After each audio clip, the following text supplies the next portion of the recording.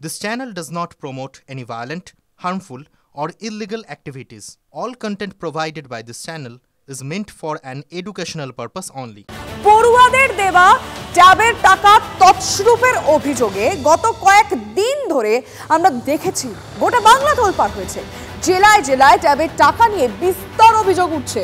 TV 9 Bangla লাগাতার প্রশ্ন তুলেছে, সর্ষের মধ্যেই ভূত নয় তো? আর সেই আশঙ্কাই সত্যি হলো। ট্যাব কাণ্ডে এবার জালে এক কম্পিউটার শিক্ষক।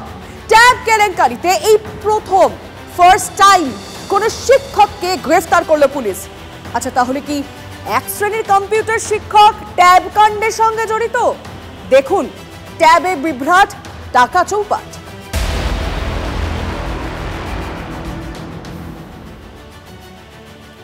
এই ট্যাব কেলেঙ্কারি তদন্তে নেমে পুলিশের হাতে আসা তথ্যের ভিত্তিতে আতশ কাচের নিচে চলে আসে রাজ্যের কয়েকটি সরকারি স্কুলের ডেটা এন্ট্রি অপারেটর ও কম্পিউটার শিক্ষকরা। ট্যাব কাণ্ডের তদন্তে নেমে মালদা থেকে সোমবার হাসান আলী নামে একজনকে গ্রেফতার করা হয়। সূত্র মারফত আরও কিছু খবর রয়েছে। হাসানকে জিজ্ঞাসাবাদের পর এবার জালে কম্পিউটার শিক্ষক সহ আরও 4 জন। মানে এটা পরিষ্কার, মালদা থেকে মোট 5 জনকে এখনো পর্যন্ত পুলিশ গ্রেফতার করেছে। ট্যাবের টাকার জালিয়াতির শিকড় যে বহু দূর পর্যন্ত বিস্তৃত, হাতে নাতে তার প্রমাণ মিলল। একাদশ দ্বাদশ শ্রেণীর পড়ুয়াদের ট্যাবের টাকা গরমিলের ঘটনায় একের পর এক গ্রেফতার হচ্ছে। মালদা থেকে সোমবার হাসান আলী নামে একজনকে গ্রেফতার করে পূর্ব বর্ধমান জেলা পুলিশ। পুলিশ সূত্রে খবর, জুলাই মাসে হাসান আলী একটি মোবাইলে বাংলার শিক্ষা পোর্টাল অ্যাক্সেস করে। অ্যাকাউন্ট মডিফাই করেছিল হাসান। যে মোবাইলটি হাসান ব্যবহার করত সেটিও বাজেয়াপ্ত করে পুলিশ। ধৃত হাসান আলীকে নিজেদের হেফাজতে নিয়ে জেরা করে পুলিশ। তাতে উঠে আসা তথ্যের ভিত্তিতে মালদার একাধিক এলাকায় অভিযান চালানো হয়। মঙ্গলবার রাতে স্কুলের পিন্টু শেখ ও জামাল শেখকে আটক করা হয়। রাতে বৈষ্ণবনগর থানায় 12 ঘন্টা জিজ্ঞাসাবাদের পর তাদের গ্রেফতার করা হয়। পিন্টু ও জামাল ছাড়াও গ্রেফতার করা হয় আরও 2 জনকে। বৈষ্ণবনগর থানা এলাকা থেকেই আরও 4 জন গ্রেপ্তার হলো। রকি শেখ, পিন্টু শেখ, জামাল শেখ এবং শ্রবণ সরকার। প্রত্যেকেরই একটি করে সাইবার ক্যাফে রয়েছে। এদের কাছ থেকে উদ্ধার হয়েছে 15টি পেনড্রাইভ, ল্যাপটপ, হার্ড ডিস্ক এবং ব্যাংকের নথি, ডায়েরি ছাড়াও বহু গুরুত্বপূর্ণ নথি। ট্যাব কেলেঙ্কারিতে প্রথম কোনো শিক্ষককে গ্রেফতার করল পুলিশ। বৈষ্ণবনগর থানার ভগবানটোলার কেবিএস হাই স্কুলের কম্পিউটার টিচার রকি শেখ। তাহলে কি শিক্ষকই আত্মসাৎ করেছেন ছাত্রদের ট্যাবের টাকা? এখনো পর্যন্ত মালদা জেলা থেকে মোট 5 জনকে গ্রেপ্তার করা হলো এবং প্রত্যেকেরই বাড়ি বৈষ্ণবনগর থানা এলাকা এবং তাদের যে ব্যবসা রয়েছে, যে সাইবার ক্যাফে রয়েছে এবং তাদের যে বাড়ি রয়েছে সেখান থেকে ভারত বাংলাদেশ সীমান্ত খুব কাছেই। এবং সে কারণেই পুলিশ মনে করছে যে এদের সঙ্গে বাংলাদেশের যোগাযোগ থাকা খুবই স্বাভাবিক। মালদার 3টি ব্লকের 1,500 পড়ুয়ার ট্যাবের টাকা অন্য অ্যাকাউন্টে চলে গেছে বলে অভিযোগ। এ নিয়েও তদন্ত করছে মালদা জেলা পুলিশ ও প্রশাসনিক আধিকারিকরা। মালদা থেকে শুভতোষ ভট্টাচার্য, টিভি 9 বাংলা। ট্যাব কাণ্ডে প্রথম থেকেই তদন্তকারীদের নজরে কিছু স্কুলের কম্পিউটার শিক্ষক এবং ডেটা এন্ট্রি অপারেটর। স্কুলে কম্পিউটার ও পড়ুয়াদের ডেটা সংক্রান্ত কাজকর্ম এরাই দেখাশোনা করেন। এরা সরাসরি রিপোর্ট করেন প্রধান শিক্ষকদের। রাজ্যের সমস্ত স্কুলে কম্পিউটার শিক্ষক এবং ডেটা এন্ট্রি অপারেটর নিয়োগ হয়। আচ্ছা, এদের নিয়োগ কিভাবে হচ্ছে সেটা কি আপনি জানেন? আসুন আপনাদেরকে এবার আর বলি আজকে এরা কিভাবে জয়েন করছে, কিভাবে এদের জয়েনিংটা হয়। সরকারি স্কুলে 5ম থেকে 8ম শ্রেণীর পড়ুয়াদের লেখাপড়ার জন্য কম্পিউটার শিক্ষক নিয়োগ হয়। কেন্দ্রীয় প্রকল্পের অধীনে এজেন্সির মাধ্যমে নিয়োগ হয়। আর কিভাবে 2013, 2017, 2021 এবং 2023 সালে রাজ্য জুড়ে নিয়োগ হয়। ন্যূনতম বেতন 8,000 টাকা এবং সর্বোচ্চ বেতন 28,000 টাকা। 2013 থেকে 2021-এ নিয়োগ হওয়া শিক্ষকদের বেতন দেয় রাজ্য সরকার। অর্থাৎ বুঝতেই পারছেন যে নিয়োগের ক্ষেত্রে এজেন্সির একটা বড় ভূমিকা কাজ করছে। তাহলে কম্পিউটার শিক্ষক নিয়োগে কোনো কি বড় রকম ফাঁকফোকর থেকে যাচ্ছে না? এই নিয়ে কথা বলবো আমাদের প্রতিনিধি শুভতোষ ভট্টাচার্যের সঙ্গে। সরাসরি আমাদের সঙ্গে এই মুহূর্তে শুভতোষ রয়েছে। আচ্ছা শুভতোষ, যেহেতু তাদের কাছে সমস্ত ইনফরমেশন রয়েছে, তথ্য রয়েছে, তো এখানে তো একটা বড় প্রশ্ন উঠছে সেই সমস্ত শিক্ষকদের ভূমিকা নিয়ে এবং বাকি স্কুলগুলোর ক্ষেত্রেও। হ্যাঁ, একদমই তাই লিমা, এই প্রশ্ন তো উঠছেই। এবং পাশাপাশি যারা তদন্তকারী অফিসার রয়েছেন তারা এবং পুলিশ, শুধুমাত্র যেহেতু এই মালদা থেকে যারা গ্রেপ্তার হয়েছে তারা কিন্তু সকলেই পূর্ব বর্ধমানের কেসে, এবং তারা সেই লিঙ্কটা কিন্তু মালদায় খুঁজে পেয়েছেন এবং তাদেরকে সেই অনুযায়ী হাসান আলী এবং তারপরে পরবর্তীতে আরও 4 জন, মোট 5 জনকে অ্যারেস্ট করেছে।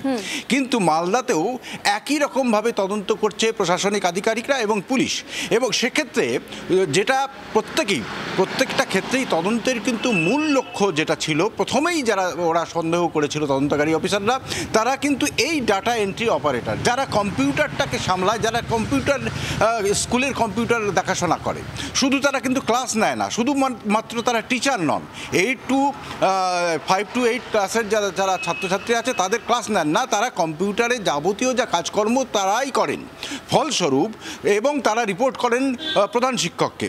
এই কারণেই তদন্তকারীরা প্রথম থেকেই নজর দিয়েছিলেন তাদের ওপরে। এবং এখানেও মালদার ক্ষেত্রেও বেশ কয়েকটি স্কুলের অভিযোগ এবং তাদেরকে ভিত্তিতে তাদেরকে জিজ্ঞাসাবাদ করছে পুলিশ, এখনও পর্যন্ত করছে, ফলে সন্দেহের তালিকা থেকে কখনোই বাদ যায়নি। এরপরে যখন এই রকি শেখ যখন গ্রেপ্তার হলো তখন এই বিষয়টা আরও স্পষ্টভাবে সামনে চলে এলো যে এদের একটা লিঙ্ক খুব স্বাভাবিকভাবেই রয়েছে, এবং যেহেতু তারা পুরো বিষয়টা তাদের নখদর্পণে, সে কারণেই তাদের এই র্যাকেটটার সঙ্গে যুক্ত থাকার সুবিধাটাও অনেক বেশি। এছাড়া লিমা, যেটা ভৌগোলিক কারণ রয়েছে, যেটা আমরা বলছি, যেটা এর জাল এতটাই বিস্তৃত যে ভারত বাংলাদেশ সীমান্ত রয়েছে এবং এর পাশেই ঝাড়খণ্ড রয়েছে। একদম, এই ক্ষেত্রে অনেকগুলো প্রশ্ন সামনে আসছে, আমরা এক এক করে সেদিকটা নজর রাখবো অবশ্যই। সুব্রত, আপাতত তোমায় ধন্যবাদ। উত্তর দিনাজপুরের চোপড়া জালিয়াতির অভিযোগের সঙ্গে চোপড়ার নাম বারবার জড়াচ্ছে, একটু আগে সুব্রত বলছিল, আর এর আগে আধার তথ্য হাতিয়ে ব্যাংক অ্যাকাউন্ট থেকে টাকা তোলার চক্রেও ঘটনাতে চোপড়ার যোগ পাওয়া গিয়েছিল, আর এবার ট্যাব কেলেঙ্কারিতেও সেই চোপড়া কানেকশন। গ্রেফতার করা হয়েছে দুজনকে। সরসুনা থানার দায়ের করা মামলার ভিত্তিতে কলকাতা পুলিশের জালে ইতিমধ্যেই 2 অভিযুক্ত। ধৃতদের নাম কৃষ্ণপদ বর্মন ও শরীফুল ইসলাম। তাদের বাড়ি চোপড়া থানার দাসপাড়া এলাকায়। কলকাতা পুলিশের গোয়েন্দা বিভাগ ডিজিটাল ট্র্যাকিং এর মাধ্যমে ধৃতদের নাগাল পায়। দেখাবো আপনাদেরকে আরো ডিটেইলে। চা বাগানে ঘর বানিয়ে চলছিল জালিয়াতি কারবার। আধার কার্ডের তথ্য হাতিয়ে জালিয়াতি চক্রের হদিশ পাওয়া যায় উত্তর দিনাজপুরের চোপড়ায়। ওই একই চক্র ট্যাব কেলেঙ্কারিতেও যুক্ত কিনা তারই তদন্তে নামে লালবাজার। কলকাতার কসবা, যাদবপুর এবং সরসুনার 54 স্কুল পড়ুয়া ট্যাবের টাকার গড়মিলের অভিযোগ ওঠে। 3 স্কুল কর্তৃপক্ষ থানায় অভিযোগ দায়ের করে। অভিযোগ পাওয়ার পর চোপড়ায় পৌঁছে যায় তদন্তকারী দল। চোপড়া ও ইসলামপুর থেকে মঙ্গলবার 3 এবং বুধবার 2, মোট 5 জনকে গ্রেপ্তার করে পুলিশ। আজকে চোপড়া থেকে বিভিন্ন স্টেটে চলে যাচ্ছে এবং এটা তো একটা বিরাট লিঙ্ক রয়েছে, এখানে হেডমাস্টার মশাই জড়িত। তাহলে আপনি কি করবেনটা কি? আজকে হেডমাস্টার কি আছে? আপনি যারা করছে আপনি বলুন the status of the person who have been arrested তারা কারা, কিন্তু মেইন যারা রুট তারা কি অ্যারেস্ট হয়েছে? চোপড়ায় বিস্তর অংশে কৃষিকাজ হলেও অনেকটা এলাকা কিন্তু চা বাগানে ঘেরা। প্রাকৃতিক সৌন্দর্য থাকলেও এই আলোর মধ্যেও কিন্তু অন্ধকার লুকিয়ে রয়েছে। চা বাগানে ঘেরা এই এলাকায় ভেতরে থেকে সাইবার জালিয়াতরা তাদের কারবার চালিয়ে যাচ্ছিলেন। চা বাগান হোক কি যেখানে হোক, এখন ইন্টারনেট তো সব জায়গায় ছড়িয়ে পড়েছে, আর এখন ম্যাক্সিমাম ছেলে মেয়েদের বা লোকেদের ঘরে ঘরে মোবাইল আছে, স্মার্টফোন আছে, 5G কানেকশন, 4G কানেকশন আছে। এমনও হয় যে অনেক জায়গাতে আপনার সাইবার ক্যাফেও থাকে, তাতে স্মার্টফোন সবারই হাতে। তো আপনারা একটু দেখবেন যাতে ওরা এমন কোনো ওয়েবসাইট বা এমন কোনো পোর্টালে নিজেরা ঢুকে না যায় বা সেটা অ্যাক্সেস না করে, যাতে করে এরকম কোনো সাইবার ক্রাইমের কবলে ওরা যাতে না পড়ে, সেটা লক্ষ্য রাখতে হবে। শুধু চোপড়াই নয়, মালদার বৈষ্ণবনগর, আসানসোল থেকে ট্যাব কেলেঙ্কারির ধরপাকড় হচ্ছে। কিন্তু কেনই এলাকাগুলোতে এত বাড়বাড়ন্ত? একটু পরখ করে দেখলেই বোঝা যাবে। ভিন রাজ্য ও সংলগ্ন দেশের মধ্যে এই এলাকাগুলির দূরত্ব অনেকটাই কম। চোপড়া থেকে বাংলাদেশের দূরত্ব 65 কিলোমিটার, চোপড়া থেকে বিহারের দূরত্ব 26 কিলোমিটার, চোপড়া থেকে নেপালের মেচিনগরের দূরত্ব 60 কিলোমিটার, আসানসোল থেকে ঝাড়খণ্ডের জামতারা দূরত্ব মাত্র 40.6 কিলোমিটার। জামতারা হলো সেই জায়গা যেখানকার গ্যাং গোটা দেশের কাছে ত্রাস। সাইবার ক্রাইম কিন্তু মাথা ব্যথা কারণ হয়ে উঠছে জামতলা গ্যাং।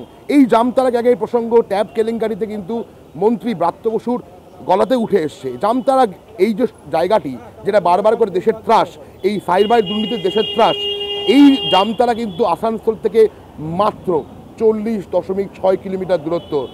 অন্যদিকে মালদার বৈষ্ণবনগর থেকে ঝাড়খণ্ডের সাহিবগঞ্জ 68 কিলোমিটার দূরে। বৈষ্ণবনগর থেকে বাংলাদেশের দূরত্ব 29.8 কিলোমিটার। জালিয়াতি করা হয়েছে ট্যাব কেনার সরকারি টাকায়। পূরণের আগেই ভঙ্গ হয়েছে তরুণের স্বপ্ন। গায়েব হয়েছে ট্যাব কেনার জন্য দেওয়া কোটি কোটি টাকা। এখনো পর্যন্ত রাজ্যের 7টি জেলা থেকে ট্যাবের টাকা জালিয়াতির অভিযোগ এসেছে। তদন্তকারীদের দাবি, অভিযুক্তরা প্রথমে বেআইনিভাবে সরকারি পোর্টালের ইউজার আইডি এবং পাসওয়ার্ড ব্যবহার করে লগ ইন করে।